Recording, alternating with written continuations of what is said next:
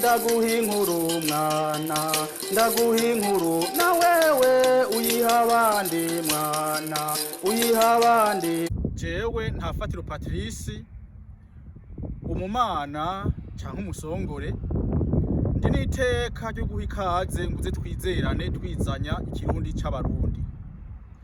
Iki cigwa ni ic'imirongo-indwi, ngeze kure gose. Iki cigwa ni ic'imirongo-indwi c'ivyigwa vyose vy'ikirundi c'abarundi bica kuri YouTube. Nkeka ivyigwa vy'ikirundi c'abarundi bica kuri WhatsApp ndamaze kugira ku majana 50. Mugabe iki ni cigwa c'imirongo-indwi c'ivyigwa bica kuri YouTube. Iki cigwa rero ni ca gatatu c'ivyigwa vy'ubundi bumenyi canke ubumenyi bundi. Ico cigwa ca gatatu rero ivyigwa bibiri vya mbere vyari ivyigwa bijanye n'ibihe vy'umwaka aha jewe mbaye muri Canada. Aha hariho ibice bine vy'umwaka. Hariho ubwa mbere na mbere iryo ci ritangura itariki 21 canke 22 z'ukwezi kwa gatandatu gushika itariki 21 canke 22 z'ukwezi kw'icenda, iryo bagita ici. Hariho kandi na bimwe navuga vy'ibenja itariki 21 canke 22 z'ukwezi kw'icenda gushika itariki 21 canke 22 z'ukwezi kw'icumi-na-kabiri, iryo ni benja. Haca hatangura ikindi gice c'igihe akanye gose, nkeka muribuka igihe nari ngaha raba ngaha aho urubona hariko haraza aya mashurwe, ni hamwe nari mpagaze hari ibintu vy'urubura nk'uko muriko murabona kuri iyo foto. Neza na neza rero aho haba ari ahantu hakanye, sindaharonkera izina rihuriranye niyo hakanye. Mugabo haza gukanya neza na neza ngo kuva ngo itariki 21 canke 22 z'ukwezi kw'icumi-na-kabiri Kigarama gushika itariki 21 canke 22 z'ukwezi kwa gatatu. Jewe banyise Ntafatiro Patrice, navuze itariki 22 z'ukwezi kwa gatatu, ntukuvuga ntawuzi yuko cari ico gice nuko cari kindi. Mu yandi majambo ni Ntafatiro nyene burya umuvyeyi wanje yaraciye ubwenge cyane. Kandi ko je navukiye mu gice c'amajepfo c'isi, kubera je ndi mu gice ca ruguru, umuntu akurikije ikintu bita mu gifaransa Equateur n'umurongo ugabura isi mwo kubiri, epfo na ruguru. Je navukiye epfo itariki 22 z'ukwezi kwa ntwarane mu 1967 ho navuka. Epfo niho bariko barahindura igice n'ikindi, nk'uko ino naho nyene haba hariko harahinduka. Hanyuma itariki 21 y'ukwezi kwa gatatu ntwarane gushika itariki 21 canke 22 z'ukwezi kwa gatandatu ubushikiriye rero iremba. Uburengo mba nsigure iremba. None iremba ni iki? Nukuvuga naragize ikiganiro ndiko nderekana ingene ibiti biheza bigahindura amababi, nka bijya biti biri hajya mwarabibonye. Bijya biti vyariko bihindura amababi, amwe asa n'umutoto ubenje, ayandi asa tukura, ayandi asa gute, ayandi asa gute, ayandi asa gute.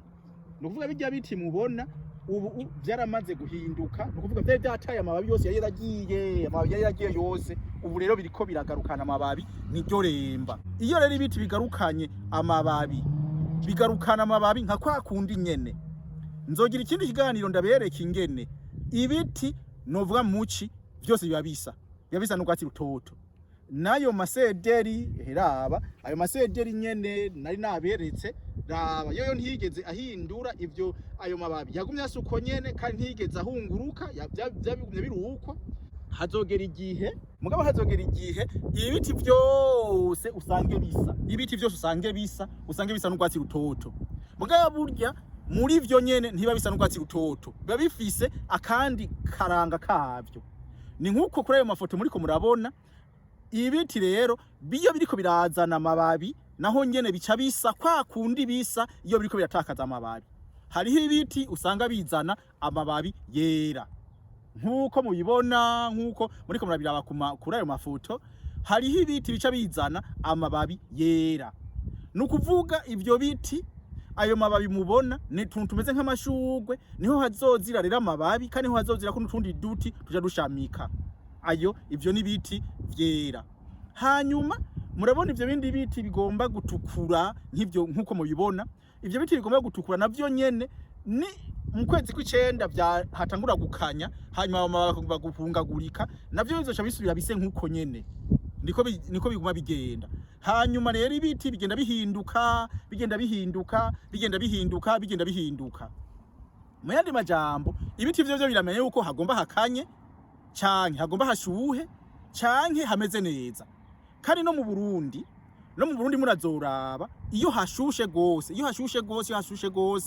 ibiti bica vyihungurura muramubona ko n'imibebe ari imibebe yihungurura mu kintu kuvuga ko ibiti biba bigomba ntibipfe rero bica bigerageza kwikura amababi. Hanyuma nk'ubu navuze ibiti vyera mwayibonye, hanyuma navuze ibiti urabona ko bigomba gusa n'amaraso. Hariho kandi n'ivyo biti muriko murabona ubona umengo ntibigomba gusa n'amaraso, ntibigomba kwera, bigomba gusa n'umutoto ubenje.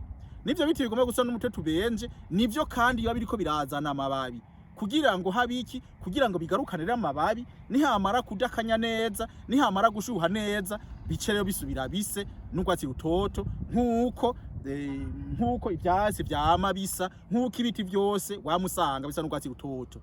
Mu yandi majambo rero ino muri bino bihugu tubayemwo nimwe vyita climat tempéré mu gifaransa, sindabimenya mu Kirundi, n'ababitwigisha bose babitwigisha mu ntuze mu ndimi zo hanze babitwigisha mu gifaransa. Ni ibintu bita climat tempéré, nukuvuga ahantu harashuha hagakanya hakagira gute. Muga mu Burundi, igihugu c'u Burundi ni igihugu dukwiye kugwanira, ni igihugu dukwiye gushigikira, ni igihugu dukwiye gukunda kuko kiguma gisuko nyene. Iyo bigoranye gatoyi haraba nk'ibikobekobe vyikura amababi, mugaba handi haguma hasuko nyene. Ari kintu hari gihe hakanya gose, hari gihe hakanya gose agashika ku madogre nka 30 munsi y'ubusa. Ariko tukahaba nuko nyene ko ariho twatoye kuba. Mugaba igihugu c'u Burundi ugasanga umuntu yoguma yambaye agashati nkaka umwaka wose kuva mu kwa mbere gushika mu kundi kwa mbere kundi mwaka. Nuko rero ikiganiro nateguye gisa nico cari co kubabwira yuko ko hahora hakanye ubu novuga nti rwarubura rwarayonze. Murabona n'amashurwe yatanguye kuza hose, ibiti biratanguye kuzana amashurwe, yatanguye kuzana amababi, nukugira ngo bisubire bikure, nukuvuga bisubire biheme neza. Nico kiganiro nari nateguye. None rero burya n'Imana tuyikunda ngo tuje mwijuru. Ko ndakwigishije rero nawe gira urabe ico ukoze. Nufyonde aho handitse sabone, sindahamenye ingene bahita mugabo iryo zina nzotiba ndarirondera. Fyonda aho handitse sabone kugira ngo igihe cyose nzoba nsohoye ikintu uzoca ubimenya. Fyonda kandi kuri ako gakengeri kugira ngo jewe nsohoye ikiganiro uca umenya yuko ikiganiro gishitse. Nushime canke ntushime mugabo uzoreka gushima ibintu wumvise, uzoba vyumvije uko biri kose. Ubwa kane nusangiza abandi kugira ngo ntuce ubwenge wenyene. Je kubisanzwe umugenzi wanje yitwa Karegwa Jean Claude niwe yambwiye ati itara ntirituba kandi ridomeka ayandi matara. Mu yandi majambo ndi nk'itara ridomeka ayandi matara, kuko jewe menye ubwenge jenyene ntajo vyo bimaze. Mbwiriza rero ubwenge mfise Imana yantiyije, mbwiriza kubuha abandi kugira ngo tube amatara twese. Ubwa gatanu nunsange kwikete muravyo ica abarundi akabehe gemayira kaburungu kome ngo ubaze canke ushira amazinda. Nohera heza mvuga nti rero urakaramba, urakagwira, uragahora ku ngoma wewe uri kurankurikirana. Umugenzi wanje yitwa Karegwa Kandenza ko Yohani Korode niwe yavuze ati urakabitara ridatuba kandi ridomeka yandi matara. Mu yandi majambo umenga itara ryohomba kubera ridometse yandi matara. Oya, itara ntirihomba kandi ridometse yandi matara. Mu yandi majambo aturakaba itara udomeka abantu benshi baca ubwenge nkuko nawe uciye ubwenge. Mu yandi majambo jewe ngiye ubwenge, ubu bwenge Imana yantije ndabwigumijemo ntacyo vyumara. Nico gituma mbwiriza kubusangiza abandi bose kugira ngo tuba amatara turi benshi, duca ubwenge turi benshi. None rero nkakubwira nti ikibirenge byose uragakunda abarundi, uragakunda Uburundi, uragakunda cyane cyane Kirundi ngo kive mu gihongo c'izindi ndimi, ahubwo Ikirundi kidodagire kije hejuru y'igihongo c'izindi ndimi kugira ngo kibe ururimi rwa mbere na mbere, kuko Ikirundi ni ururimi rwiza gose. Ikirundi ni ururimi rushemeye mbere usanga rusumba n'Igifaransa n'Icongereza. Hagira nti rero urakaramba, urakagwira, uragahora ku ngoma.